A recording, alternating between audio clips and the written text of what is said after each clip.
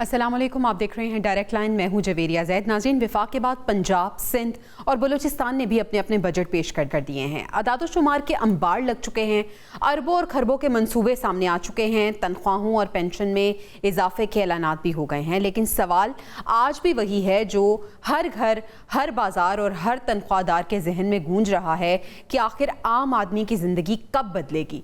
हुकूमत कहती है कि मईशत स्टेबल हो रही है, संभल रही है, करंट अकाउंट सरप्लस हो रहा है, तरसीलात ज़र बढ़ रही हैं, तरक्की के सफ़र का आगाज़ हो चुका है। मगर दूसरी तरफ हकीकत यह है कि महंगाई ने मुतवस्सित तबके की कमर तोड़ दी है। तनख्वाह बढ़ती है तो कीमतें उससे कहीं ज़्यादा तेज़ी से ऊपर चली जाती हैं और बहुत अरसे से तो तनख्वाहें भी नहीं बढ़ रही। सरकारी मुलाजिमीन को कुछ रिलीफ ज़रूर मिला है, लेकिन निजी शोबे में काम करने वाले लाखों अफराद के लिए बजट में आखिर है क्या? ये वो तमाम सवालात हैं जिनके जवाब जानने की हम कोशिश करेंगे प्रोग्राम के पहले हिस्से में। प्रोग्राम के दूसरे हिस्से में हम बात करेंगे अमरीकी जरीदे डिप्लोमेट की, जिसकी ताज़ा तरीन रिपोर्ट आई है कि अमरीका BLA और मजीद ब्रिगेड की ब्लैक लिस्टिंग के लिए पाकिस्तान की हिमायत करे। पाकिस्तान और चीन ने BLA को आलमी सतह पर सिफारती और माली तौर पर तनहा करने के लिए अक़वाम मुत्तहिदा से कॉन्टेक्ट किया है। सवाल अब यहाँ पर यह है कि अगर अमरीका BLA को दहशतगर्द तंजीम करार दे चुका है, अगर उसके हमलों को इलाकाई सलामती के लिए खतरा समझ रहा है, अगर आलमी जरीदे खबरदार कर रहे हैं कि ये गिरोह खित्ते के अमन, सरमायाकारी और इस्तेहकाम के लिए खतरा बनता जा रहा है, तो फिर अक़वाम मुत्तहिदा में इसकी ब्लैक लिस्टिंग में आखिर ताख़ीर क्यों है? इसकी वजूहात हम जानने की कोशिश करेंगे और प्रोग्राम के आखिरी हिस्से में हम बात करेंगे ईरान और अमरीका जैसे दहाइयों के हरीफ मुज़ाकरात की मेज़ पर आ बैठे हैं और इस अमल में पाकिस्तान मरकज़ी सालिस है। ये सिर्फ एक सिफारती वाक़या नहीं है, बल्कि आलमी सतह पर पाकिस्तान की अहमियत का एतराफ़ भी है। सवाल यह है कि पाकिस्तान को इस किरदार का सबसे बड़ा फ़ायदा क्या मिल सकता है? इसके साथ साथ ये भी अब फिल हो चुका है कि वेन्यू चेंज कर दिया गया है। वेन्यू क्या रखा गया है, क्यों चेंज किया गया है, और पाकिस्तान मेज़बानी भी करने जा रहा है। तो ये सारी जो ओवरऑल सिचुएशन है, इस सबको भी समझने और जानने की हम कोशिश करेंगे। लेकिन सबसे पहले हम बजट के हवाले से बात करते हैं। पैनल का तारुफ आपसे करा देती हूँ। डिस्कशन के लिए senior economy expert Zafar Paracha साहब ने हमें ज्वाइन किया है। इसके साथ साथ ब्रिगेडियर रिटायर्ड हारिस नवाज साहब भी मौजूद हैं। दोनों मेहमानों का बहुत शुक्रिया अदा करना चाहूँगी। ज़फ़र पराचा साहब, डिस्कशन का आगाज़ आपसे कर लेती हूँ। सर, विफाक के बाद हमने देखा है कल पंजाब का बजट आया, आज सिंध और बलूचिस्तान का भी आ गया। लेकिन सर, सवाल आम आदमी ये कर रहा है कि बजट तो आ गया है, लेकिन आम आदमी की ज़िंदगी आखिर कब बदलेगी? जब भी बजट आता है तो सर उससे ये एक्सपेक्ट किया जाता है कि शायद कोई बहुत बड़ी तब्दीली रूनुमा होगी, लेकिन तब्दीली तो दूर की बात है, हमें कोई आसानी भी नज़र नहीं आ रही। कैसे देखते हैं आप सर इसे? अस्सलाम वालेकुम जनाब, आपका मदु करने का शुक्रिया। देखिए जनाब, बात यह है कि वफाकी बजट भी आ गया, पंजाब का भी कल आ गया, सिंध का भी अभी थोड़ी देर पहले अनाउंस हुआ है और बलूचिस्तान का भी अभी अभी आ रहा है। अगर हम एदाद शुमार का गोरख धंधा देखें तो उसमें तो ये बताया जाता है कि जी हमारा हमारा अमान माश, हर हुकूमत ये कहती है कि हमारी माशी कारकर्दगी बेहतरीन है और जो पिछली हुकूमत थी उसने खराब किए काम, सारा कसूर उसका है और हमने सब चीजें ठीक कर दी हैं। तो जहां तक बात है आम आदमी की, तो आम आदमी की सहूलत, बल्कि आम आदमी से हट के lower middle class, upper middle class, अब सब तकरीबन परेशान है। इवन देन जो कारोबारी तबका है वो भी परेशान है। जिसको देखें वैसे तो हमारे लोगों को अपने राइट्स याद हैं, ड्यूटीज याद नहीं रहती, मैं अक्सर ये बात कहता हूँ, लेकिन वाकई लोग अब परेशान हैं। तो आम आदमी के लिए बजट में रिलीफ कहीं पे भी नजर नहीं आता और बहुत ज्यादा उम्मीद थी इस दफा कि जिस तरह डिबेट्स हो रही थी, खास तौर पे मीडिया के ऊपर, हमारे जर्नलिस्ट जो जहाद करते हैं और सजाएं भी उठाते हैं और केसेस भी बनते हैं, उसके बावजूद ये लगता था कि इस दफा को रीस्ट्रक्चरिंग होगी और हुकूमत अपने अखराजात कम करेगी, लेकिन ऐसा बिल्कुल भी नजर नहीं आया। कि मेन चीजें जो है कि हुकूमत ने अपने खर्चे कंट्रोल करने वाली कोई बात नहीं की, बल्कि इशराफिया की मराआत और अपनी तनख्वाहें 600-600% बढ़ाई, सरकारी मुलाजमीन के 7 से 10% बढ़ाए, जबकि आपका महंगाई जो है वो 15 से 20%। और आम आदमी के लिए या प्राइवेट मुलाजमीन के लिए कोई भी अच्छाई नजर नहीं आई। इसके साथ साथ जो मैंने पंजाब का बजट देखा, सिंध का देखा, जो भी सरसरी जो भी बातें अभी बताई गई हैं, डिटेल तो आपके बाद में आती हैं। जी। जो शुगर कोटेड चीजें आती हैं वो ये बता देते हैं, बाकी धीरे धीरे नजर आती हैं जो उसमें डिस्प्रिन और एस्पिरिन बिल्कुल होती है। सही, बिल्कुल सही। और सबसे बड़ी बात यह है कि रोजगार के मौके बढ़ाने वाली कोई बात नहीं है। हर साल जो 20 लाख नौजवान पाकिस्तान में आ रहे हैं, नौकरियां चाहिए, उनके लिए कोई बात नहीं है, और जो बेरोजगार हैं उनके लिए कोई बात नहीं है। पंजाब के बजट में ज्यादा बातें अच्छी हैं कि उन्होंने तालीम पे तवज्जो दी है, कुछ सेहत के ऊपर तवज्जो दी है, जी। और तरक्याती खासतौर पर साउथ पंजाब के ऊपर तवज्जो दी है। लेकिन वहां पे भी यही बात है कि लोगों की नौकरियों के लिए, रोजगार के लिए, लिविंग स्टैंडर्ड उनका बेहतर नहीं, ठीक करने के लिए, जी। यानी कि जो कम से कम जो एक जरूरत है उसके लिए भी कोई इक़दामात नहीं है। ठीक है, यानी सर ये कहना और गलत नहीं सिंध होगा में कि भी अवाम के ऐसी- मफादात को बजट में इस दफ़ा भी उतनी तवज्जो नहीं दी गई जितनी देनी चाहिए। सर रीस्ट्रक्चरिंग के हवाले से आप बात कर रहे थे, इसको मैं मज़ीद आपसे समझने की कोशिश करूंगी कि आखिर रीस्ट्रक्चरिंग की बात हमेशा जो की जाती है इस पर अमल दरामद क्यों नहीं होता। ब्रिगेडियर साहब को भी शामिल गुफ्तगू कर लेते हैं। ब्रिगेडियर साहब, बजट आ चुका है, विफाक के बाद हम देख रहे हैं कि पंजाब का, सिंध का, बलूचिस्तान का भी पेश हो रहा है। सर बजट तो आ गया है, लेकिन यही सवाल मैं आपसे करना चाहती हूँ, इस बजट को कितना बैलेंस्ड आप देख रहे हैं? और आम आदमी जो ये सवाल करता हुआ नजर आ रहा है, जिसकी कुव्वत खरीद हर गुजरते दिन के साथ कम होती जा रही है, इस बजट में उसके मफादात को क्या मद्देनजर रखा गया है? क्या देखते हैं आप, क्या समझते हैं? देखिए, ओवरऑल अगर देखें जो इस वक्त इकोनॉमिक कंडीशन थी, उसमें आई वुड से कि इन्होंने बड़ी कोशिश की है कि इसको बैलेंस पर रखें, लेकिन आप कई चीजें जो है उसको ठीक करके आप बजट को और बेहतर कर सकते हैं। And that is what everybody does. जब अपने घर आपने ठीक करना है, बजट चलाना है, तो आप उसको ठीक कर सकते हैं। आपने मुझे बताइए कि हर एक को पता है कि एफबीआर में एक साल में 3 से 4 हजार अरब 3 to 4 ट्रिलियन रुपीस जो है वो इनकम टैक्स में, सेल टैक्स में यहाँ पर चोरी हो रही है। जी। 3 ट्रिलियन का मतलब है $10 बिलियन। Please understand. और ये क्या हमने इसको कंट्रोल करने की कोशिश की? ये पैसा आपके कंटेनर ड्राई पोर्ट पे जो आते हैं, पोर्ट पे आते हैं सामान, उसमें क्या होता है? एयरपोर्ट पे किस तरीके से चीजें स्मगल होती हैं। आपके लोअर स्टाफ जो कस्टमर का देख लें, उनके लाइफ स्टाइल देखें, ये सारा अवाम का पैसा जो उनके पास जाता है। क्या हमने इसको भी इम्प्रूव किया, इसको मैकेनाइज किया, ह्यूमन एंड जो ये इसको मैकेनिकल ये काम खत्म करें, आप थोड़ा कंप्यूटराइज कर दें, आपके मसले खत्म हो जाए। नहीं हम करते जी। पर्सनल इंटरेस्ट है। स्टेट कॉर्पोरेशन ने बड़ी मुश्किल से आपने पीएयू को प्राइवेटाइज किया। बाकी को आप तकरीबन 800 से 1000 अरब $3 बिलियन हर साल इन पे आप खर्च करते हैं। क्यों नहीं प्राइवेटाइज करते आप मुझे बताइए? हर दफा हम कह रहे हैं प्राइवेटाइज कर रहे हैं। व्हाई डू नॉट बिन हर ये पैसा जो ये हम अवाम पे क्यों नहीं खर्च कर सकते? अब ये वर्ल्ड बैंक, IMF ये नहीं कहता कि आप ये बचत करें, वो कहते हैं हमें बताएं हमारा पैसा वापस कैसे होगा। इट्स वेरी सिंपल जी। उसके बाद ये चीजें फिर आपने मुझे बताइए, आपने किसी मिनिस्ट्रीज काम की? 16 मिनिस्ट्रीज काम नहीं की। इतने बड़े बड़े एंटोराज जो जा रहे हैं, स्कॉट्स के, पुलिस के, ये क्या हमने कम किया? हमने president house, prime minister house, chief minister house, governor, क्या सब कुछ भी नहीं किया हमने। तो दिस इज द प्रॉब्लम। आप देखें ना कि हम बड़े सरीना मेरिट से चीजें आती हैं। आप अमेरिका में जाएं, अमेरिकन प्रेसिडेंट के ऑफिस में चले जाएं, I think they will offer you one और सैंडविच बिस्किट, जी, और वो भी शायद आपको खुद ही बनानी पड़े। दिस इज, और आपके स्टाफ देखें कितने हैं, ये यहाँ पर ओवर स्टाफिंग है। तो ये चीजें हमने कब करनी है मुझे बताइए। उसके बाद आम आदमी जो सारे सवालात आपने सामने रखे हैं, ये मेरे सवाल को ऐड ऑन कर रहे हैं पराचा साहब, जो मैं आपसे करना चाह रही थी, जिसका आपने हल्का सा हिंट भी दिया था। रीस्ट्रक्चरिंग की आपने बात की थी, रिफॉर्म्स की हम बात कर लेते हैं। ये सारी चीजें सर ये क्यों नहीं हो रही हैं? कि जनाब ये यूं नहीं हो रही है कि जो भी अशराफिया और एलीट क्लास है उसने गोल्डन शेक हैंड किया हुआ है, नॉट शेक हैंड, अच्छा। गोल्डन शेक हैंड किया हुआ है। अब वो चाहे आईपीपीस का मामला हो, चाहे वो आपके सब्सिडी हो गन्ने के ऊपर या चीनी पे, कभी इंपोर्ट कर दी कभी एक्सपोर्ट कर दी।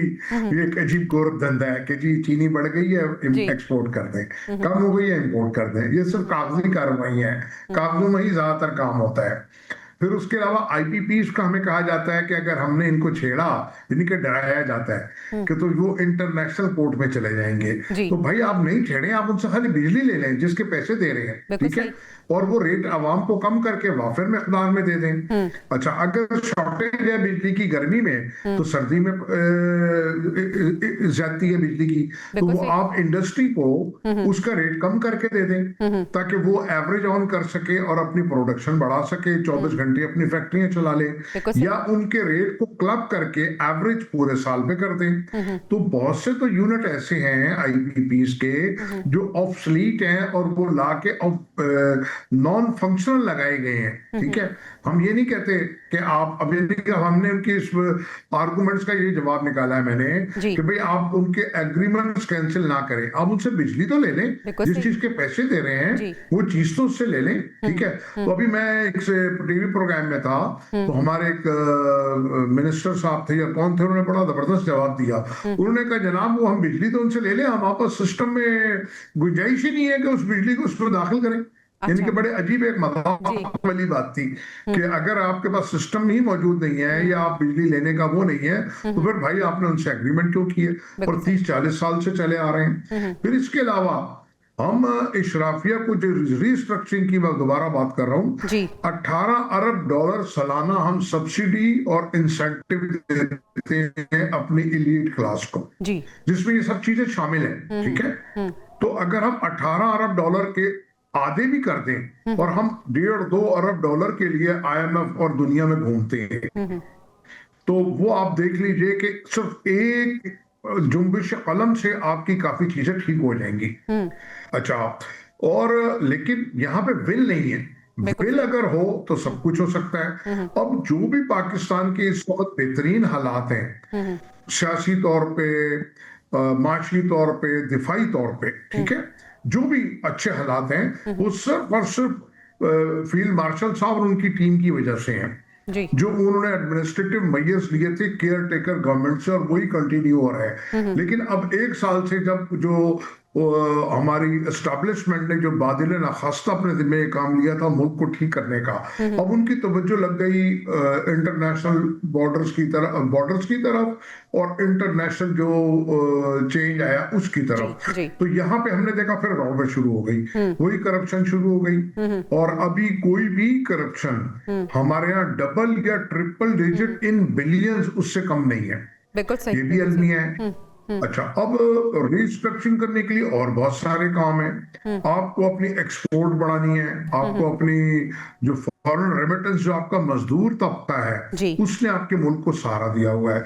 90 लाख पाकिस्तानी जो बाहर हैं वो आपको 40 अरब डॉलर भेज रहे हैं विदाउट इंसेंटिव और रिबेट और एक्सचेंज कंपनीज, और आपने उनको एक पाई की मराद नहीं दी इस बजट में। और जो एक्सपोर्टर्स हैं जो पिछले 20-30 साल से बेतहाशा मराद लेते हैं 30 से 35%, और उनकी कारकर्दगी वहीं खड़ी है 25-30 बिलियन डॉलर के दरमियान, तो उनको आपने मजीद इंसेंटिव दे दिए, मजीद मराद दे दिए, आप उनको दें। लेकिन जो असल आपके हीरो है पाकिस्तान के, ओवरसीज पाकिस्तान, कभी आप उनका कहते हैं इनको वोट का राइट नहीं होना चाहिए, कभी आप कहते हैं जनाब के लिए आप वोटर की उम्र बढ़ा दें, कभी कुछ वही आपके मुल्क को सहारा दिए हुए हैं। उनसे पराचे साहब अपील की जाती है फॉरेन रेमिटेंसेस को लेके।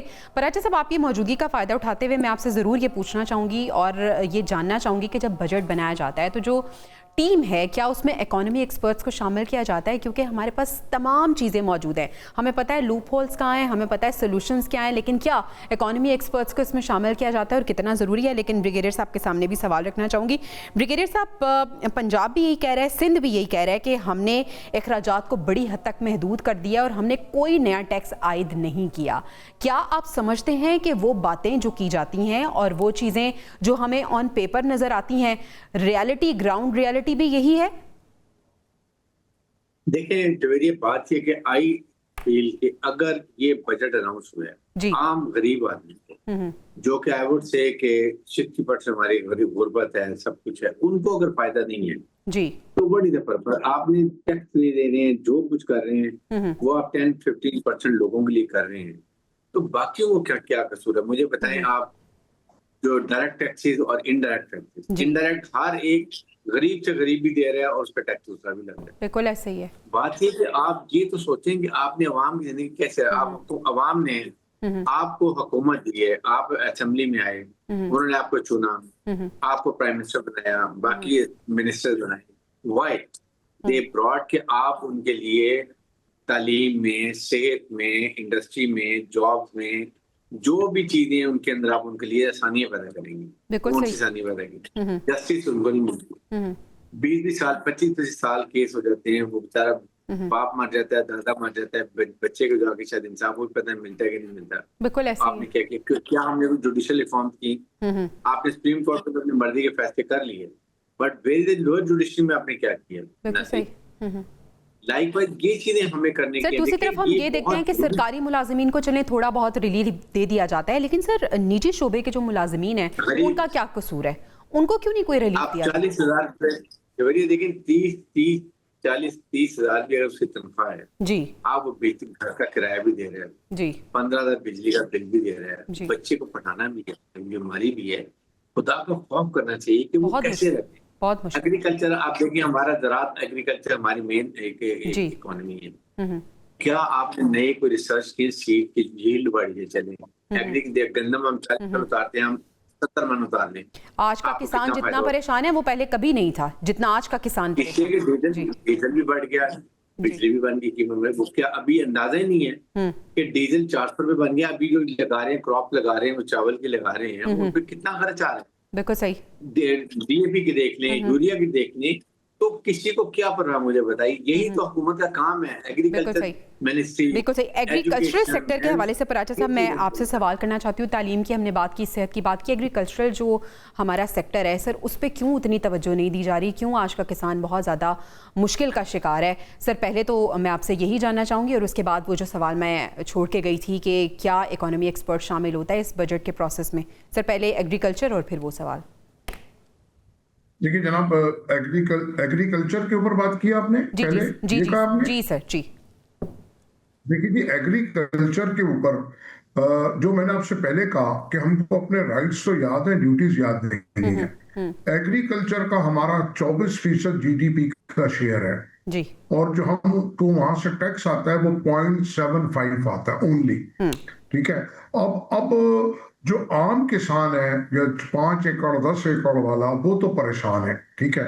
लेकिन जो बड़े लैंडलॉर्ड्स हैं उनकी वो माशाल्लाह उनकी जो हेल्थ है और जो वेल्थ है वो बढ़ गई है। बिल्कुल सही। अच्छा, अब हमने क्या किया कि हमने पहले 1800 रुपए मन गंदम उनसे खरीद ली किसानों से, उसके बाद 4000 रुपए में बेचना शुरू कर दी। तो वो तो बेचारे मर गए, अब उन्होंने दोबारा गंदम काश्त नहीं की। इसी तरह मैं बात करूंगा कमाद की, गन्ने की, जो सबसे ज्यादा पानी पीती है फसल, और जबरदस्ती उनसे वहां कमाद लगवाई जाती है बजाय दूसरी नफावर फसल लगाने के। जी। तीसरी बात, हम ज़राई मुल्क होने के बावजूद $8 अरब का जो अजनास है ज़राई, वो हम इंपोर्ट कर रहे हैं जो हम कभी एक्सपोर्ट करते थे। तो अगेन जो पॉलिसीज है, अब तो आपके इंटरनेशनल जो एजेंसीज है वो भी कह रही हैं कि आपके जो पॉलिसीज बनती हैं पाकिस्तान में वो इशराफिया बनाती है और बददियानती के बुनियाद पे बनाती है जी। ये क्लियर कट बात उन्होंने कर दी है। तो ये जब पॉलिसीज हमारे यहाँ ऐसी बनेंगी बददियानती के ऊपर, तो फिर वो जो है कैसे बात बनेगी? बिल्कुल सही। एक बात सही। फिर आपने बात की माशी एक्सपर्ट्स को जी, जी, जी। अपनी पॉलिसीज में शामिल हाल करने की। जी सर। इस दफा हुकूमत ने बहुत ज्यादा लोगों को बुलाया, अच्छा। हमें भी बुलाया, मुझे भी, औरों को भी। अच्छा। बहुत बातें की और बहुत उम्मीद दिलाई और हर मेजॉरिटी बातों से इत्तेफाक किया। अच्छा। जबकि अब तो कुछ हुकूमती अरकान, राना सनाउल्लाह जैसे लोग, ख्वाजा आसफ जैसे लोग भी बहालत मजबूरी अब इन चीजों का एडमिट कर रहे हैं ओपनली। हम्म। तो और जो इतनी हमारी हाई होप्स चली गई रिस्ट्रक्चरिंग के ऊपर और जी। चीजों पे, जी। लेकिन जब बजट आया तो कुछ भी नहीं था, खाली। हम्म। ठीक है जी। तो अ, ये बात आपकी कि जी क्या एक बात तो ये मैंने आपको बता दी जी। कि बिल्कुल बुलाया गया। और लेकिन जो वी फेडरेशन है, विश के चैम्बर्स अगर हैं। बुलाया गया था तो फिर जो आप लोगों ने अपने कीमती मशवरे दिए, जो आपने इंसाइट दिए, वो इम्प्लीमेंटेशन भी हमें नजर आती। पराचे साहब, बहुत शुक्रिया, आपने हमें अपना कीमती वक्त दिया। नाजरीन, ब्रिगेडियर साहब हमारे साथ ही मौजूद होंगे, लेकिन अभी हमें ब्रेक पे जाना है, ब्रेक से वापस आएंगे। तो नाजरीन, अमरीकी जरीदा BLA और मजीद ब्रिगेड की ब्लैक लिस्टिंग के हवाले से क्या कह रहा है, इसको हम डिस्कस करेंगे और ब्रिगेडियर साहब के सामने सवाल रखेंगे, लेकिन ब्रेक के बाद stay with us. Welcome back नाजरीन। पाकिस्तान और चीन ने BLA को आलमी सतह पर सिफारती माली तौर पर तनहा करने के लिए अक़वाम मुत्तहिदा से रुजू कर लिया है और अब अमरीकी जरीदा द डिप्लोमैट भी ये कह रहा है कि BLA और मजीद ब्रिगेड अफगानिस्तान के महफूज ठिकानों से इलाकाई सलामती के लिए ख़तरा हैं। सवाल यहाँ पे ये है कि अगर अमरीका भी BLA को दहशतगर्द मानता है तो अक़वाम मुत्तहिदा में आखिर ताख़ीर क्यों हो रही है? इस पर बात करने के लिए ब्रिगेडियर रिटायर्ड हारिस नवाज साहब हमारे साथ मौजूद हैं और IR expert doctor Munawwar Hussain sahab ने भी हमें ज्वाइन किया है। दोनों मेहमानों का शुक्रिया अदा करना चाहूँगी। ब्रिगेडियर साहब, सबसे पहले सवाल आपके सामने रखना चाहूँगी कि अगर पाकिस्तान चीन के बाद अब अमरीका भी ये बात कर रहा है, अमरीकी जरीदा ये रिपोर्ट कर रहा है, तो सर फिर क्यों ताख़ीर हो रही है अक़वाम मुत्तहिदा में? देखें, डिप्लोमेट ने बड़ी पॉजिटिव और अच्छी रिपोर्ट लिखी है। जी। और आप ये बताएं कि अमेरिका ने ये BLA को और मजीद ब्रिगेड को पहले ही टेररिस्ट ऑर्गेनाइजेशन डिक्लेयर किया हुआ है। जी। अब अगर पाकिस्तान ने चाइना ने और पाकिस्तान ने एक करारदाद मूव की है इसको ब्लैक लिस्टिंग करने के लिए, तो आप ये देखें इससे कितना बड़ा फायदा होता है। इसका फायदा ये होता है कि अगर अक़वाम मुत्तहिदा इसको ये टेररिस्ट ऑर्गेनाइजेशन डिक्लेयर कर देता है, इससे इसके तमाम असासे मुंजमद हो जाते हैं, तमाम अकाउंट फ्रीज हो जाते हैं, यूरोपियन यूनियन की तरफ से कोई मुमरात नहीं मिल सकती हैं और they will die their own death. अब अमेरिकन ने अगर ये खुद इसको किया हुआ टेररिस्ट ऑर्गेनाइजेशन, तो फिर ये करारदाद को अमेरिका वहां पर उसको सपोर्ट करनी चाहिए, ये डिप्लोमेट कह रहा है। और उसको क्योंकि सपोर्ट करेंगे तो ये ऑटोमेटिकली टेररिस्ट डिक्लेयर हो जाएंगे और उसके बाद इनकी बहुत ही पाबंदियां सख्त हो जाएंगी। जी। अब पाकिस्तान आपके सामने, पाकिस्तान और चाइना जब भी CPEC में काम करने लगते हैं, वहां पर चाइनीज को और पाकिस्तानी को मारा जाता है, बिल्कुल ऐसा ही है। हरास किया जाता है ताकि CPEC ना बन सके। अमेरिकन भी आपके सामने खुद इंटरेस्टेड है माइनर मिनरल एक्सप्लोरेशन करने के लिए बलूचिस्तान में। अगर वो जाए, वहां पर जाते हैं और यहाँ की यही हालात रहते हैं, उनके अमले को, उनके टीम को कितना सख्त उनको थ्रेट हो चीज का, ये सोचने की बात है। इलाकाई के साथ साथ जो है ये रीजनल जो है थ्रेट कितना बड़ा बढ़ता जा रहा है, दिन ब दिन बढ़ रहा है। उनको महफूज पनाह का जो अफगानिस्तान में मिली हुई है, वहां से बैठ के ऑपरेट करते हैं, वापस चले जाते हैं। तो ये बड़ी खतरनाक। और फिर उनको इसके साथ साथ अमेरिका जाहिर है कि उनको अपना वेपन एमुनिशन छोड़ के गया अफगानिस्तान में। हर हफ्ते उनको $30 मिलियन तकरीबन देते हैं हुकूमत चलाने के लिए। ना उन्होंने 4 साल में इलेक्शन करवाए हैं, ना आवाम की मर्जी पर हुकूमत आ सकी है। एक वहां पर रोक स्टेट है जो लुटेरे हैं, पैसा बना रहे हैं, लूट रहे हैं पैसा, और उनके दुनिया में किसी सफारती ताल्लुकात नहीं 4 साल में। आप मुझे बताइए तो ये कितना बड़ा पाकिस्तान के लिए, चाइना के लिए नुकसान है, सेंट्रल एशिया के लिए कितना नुकसान। आप सोचें अगर अफगानिस्तान पीसफुल हो जाएगा तो बलूचिस्तान में पीसफुल होगा। सेंट्रल एशिया से हमारी कनेक्टिविटी अफगानिस्तान के थ्रू बलूचिस्तान, गवादर पोर्ट और पूरा सेंट्रल एशिया का सामान अफ्रीका और middle east country, middle east वहां पे चला जाएगा। खासकर से चाइना 9 दिन में बाय रोड सेफ रूट से वो गवादर पोर्ट आता है, वहां से अफ्रीका की और मिडिल ईस्ट की मंडी उसको अवेलेबल है। बिल्कुल ऐसी है। समुद्र से जाते हुए 90 दिन लगते हैं। तो ये सारी चीजें अमेरिका को अच्छा ब्रिगेडियर साहब, समझनी चाहिए। पाकिस्तान तो बहुत अरसे से ये बात कर रहा है, लेकिन जब अफगानिस्तान की सरजमीन जो है वो दहशत गर्दों की महफूज पनाहगाह जो बनी हुई है उससे दूसरे ममालिक भी मुतासर हुए हैं, तो अब ऐसा लग रहा है कि दूसरे ममालिक भी इसके खिलाफ आवाज़ उठा रहे हैं। कार्रवाई में आखिर BLA के खिलाफ रुकावट कौन है, कौन कौन बेनिफिशरी है इसका? देखें, इसका बेनिफिट सिंपल सी बात है, इट इज इंडिया और ये अपना Israel, because they don't want कि Pakistan being an Islamic country, nuclear country, जो सिचुएशन अच्छी है, फौज बहुत लड़ाका है, अगर हम गवादा पोर्ट बना के हम इकोनॉमिक तरक्की करेंगे तो अपने फैसले अपने मुल्क के मफादात में करेंगे, IMF वर्ल्ड बैंक से निकल जाएंगे। This is it's very simple. और इसके लिए वो आपको पता है वो अपने उसको मार पड़ी है, मार के हाथ में जिला में शिकस्त हुई है। अब वो अपनी प्रॉक्सी को यूज कर रहे हैं, अफगान तालिबान रजीम को, फितना हिंदुस्तान, फितना खारिज, इनको लेके इधर ये फंडिंग कर रहे हैं। फिर वो भी हमने इनको कर लिया, उनको इनकी कमर तोड़ के रख दिया। ये आप हमारी सिक्योरिटी फोर्स को अवॉइड कर रही हैं। जी। अभी सॉफ्ट टारगेट जाते हैं जहाँ अवामी इज्तिमा है, खवातीन है, बच्चे हैं, उधर जाके खौफ और राहत फैलाते हैं, बट बुरी तरह नाकाम हो रहे हैं। अमेरिकन को देखें व्हाट वी हैव डन, हमारा चैचरा दुनिया में बड़ा हाई हो गया, खास तौर पे ये पीस अमन के बाद जो 19 को साइन हो जाता है अकॉर्ड।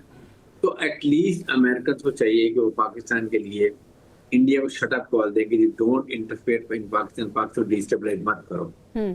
साथ ही साथ वो इनको फंडिंग देनी, जो फंड दे रहे हैं, पैसा देते हैं हर हफ्ते, वो बंद करें और इनको कहें कि वहाँ पर जनरल इलेक्शन कराओ, अफगान अवाम अपनी मर्जी की हुकूमत लाएंगे, फ्रेंडली गवर्नमेंट आ जाएगी, 90% इशू खत्म हो जाए। 90% जब वहाँ महफूज जगह नहीं होगी, बलोचिस्तान में ही होंगे हुकूमत, ये हमारे सिक्योरिटी फोर्सेज इनका खुद कार्रवाई कर लेगी, जो 1-2% है, जी खत्म हो जाए। लेकिन वहाँ अमेरिकन देखें जो वेपन छोड़ के गए, मतलब पर्पस कि अफगानिस्तान शो रिमेन वॉलेटाइल रहेगा, ना कनेक्टिविटी होगी सेंट्रल एशिया से बलूचिस्तान की, ना सीपैक बनेगा और ना हम इकोनॉमिक तरक्की करें। बिल्कुल सही। ब्रिगेडियर साहब, डॉक्टर साहब ने भी हमें ज्वाइन कर लिया। डॉक्टर साहब, thank you so much for joining us. Sir, हम बात कर रहे हैं कि BLA और मजीद ब्रिगेड की ब्लैक लिस्टिंग के लिए अमेरिका में से भी अब आवाज़ें उठ रही हैं और अमेरिका में दी डिप्लोमेट अमेरिकी जरीदे ने भी इस पे आर्टिकल लिखा है, इस पे रिपोर्ट शाया की है।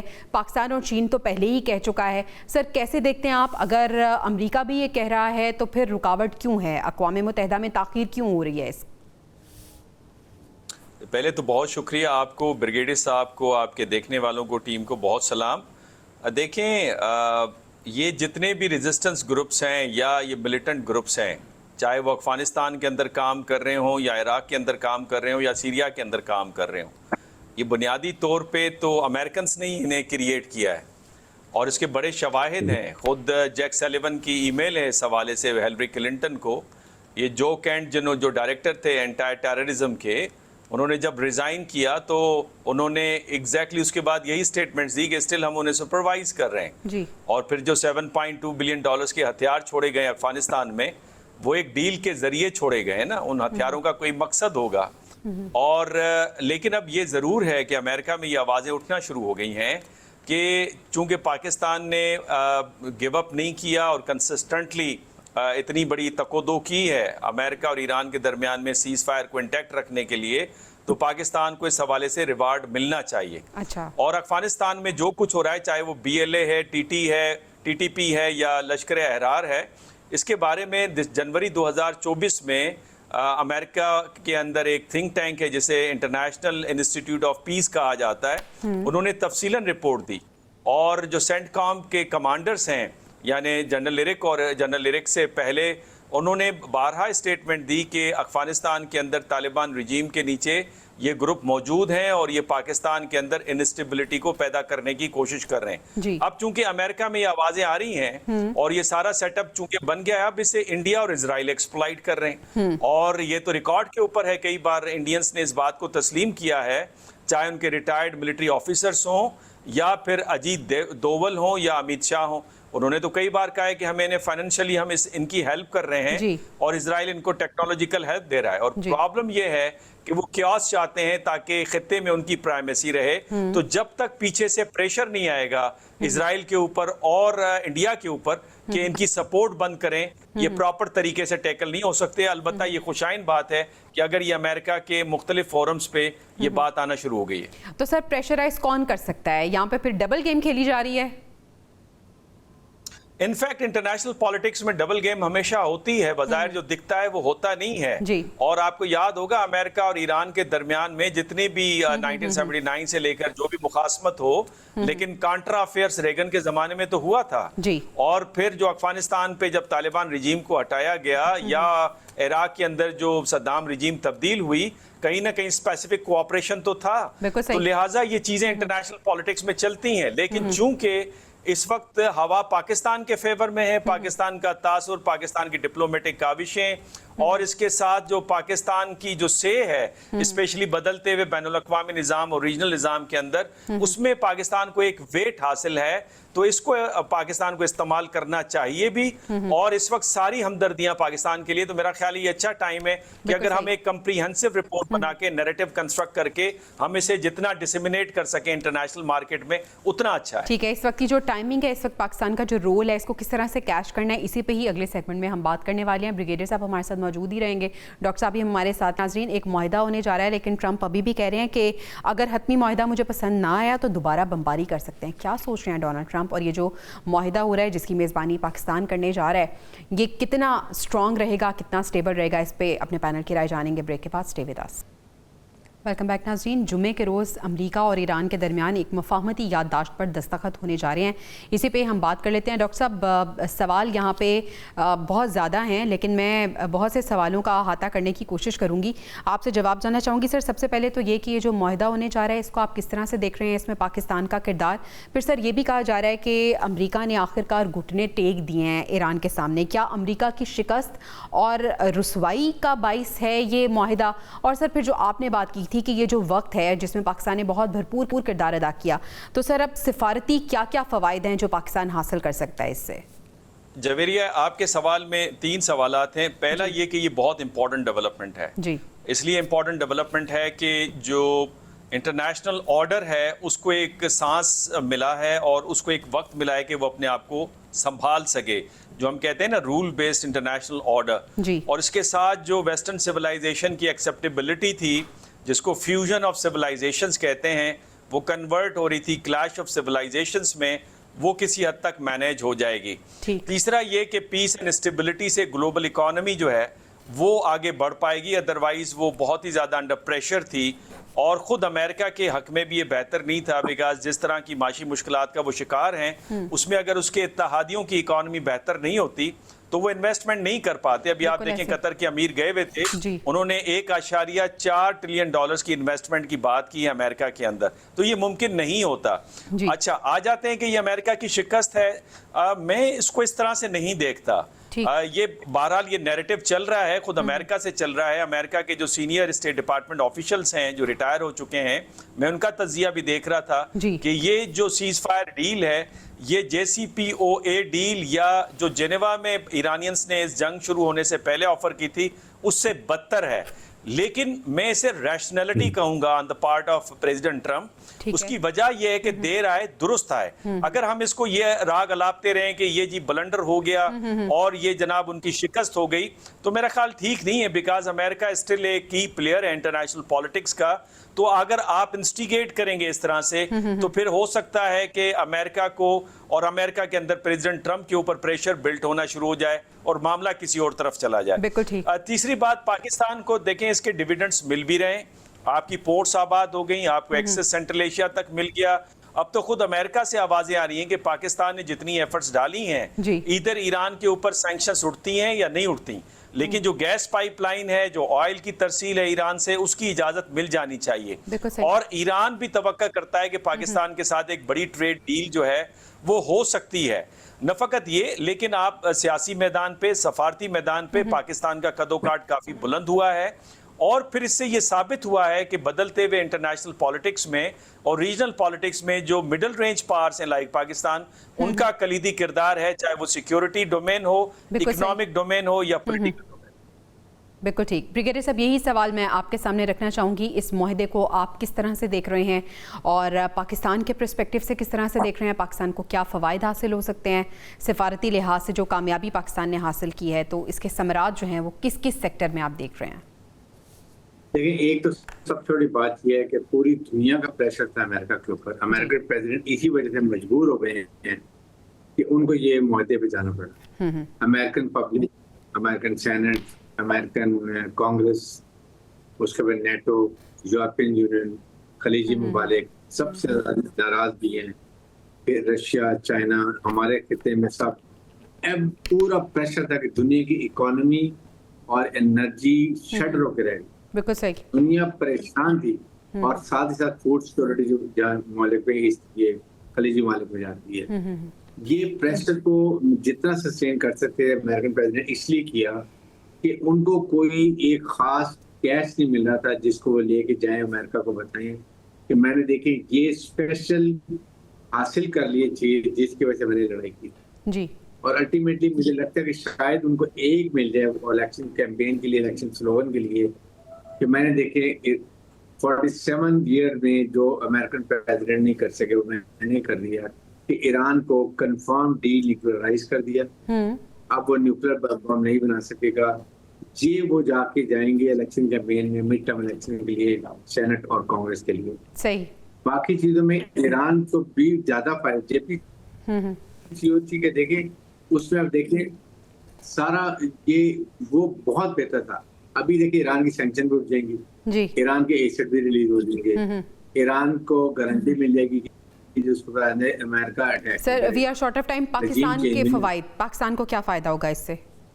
पाकिस्तान को देखिए सबसे बड़ा फायदा ये है कि पाकिस्तान को 50% रेट प्राइस पर ऑयल मिलेगा। सही। गैस पाइपलाइन पहले से बलोचिस्तान में लगी हुई है, वो हमें मिलना शुरू हो जाएगा और 10 से 12 बिलियन डॉलर का स्टेट में हमें बिजनेस हमारा आना शुरू हो जाएगा। और 14-15 बिलियन डॉलर का फॉरेन एक्सचेंज बिल्कुल सही। बिल्कुल सही। ब्रिगेडियर साहब, अगर ऐसा हो जाता है तो यकीनन इसके समराज जो हैं वो आम आदमी तक भी पहुंचेंगे और यकीनन पाकिस्तान को फ़ायदा भी होगा, पाकिस्तान की आवाम को अगर फ़ायदा होगा। बहुत शुक्रिया ब्रिगेडियर साहब हमारे साथ मौजूद थे। डॉक्टर मुनव्वर साहब ने हमें ज्वाइन किया हुआ था। आप दोनों मेहमानों का शुक्रिया अदा करना चाहूँगी। नाज़रीन, प्रोग्राम से इजाज़त दीजिए। इंशाल्लाह आपसे कल मुलाकात होगी। अल्लाह ने के पान।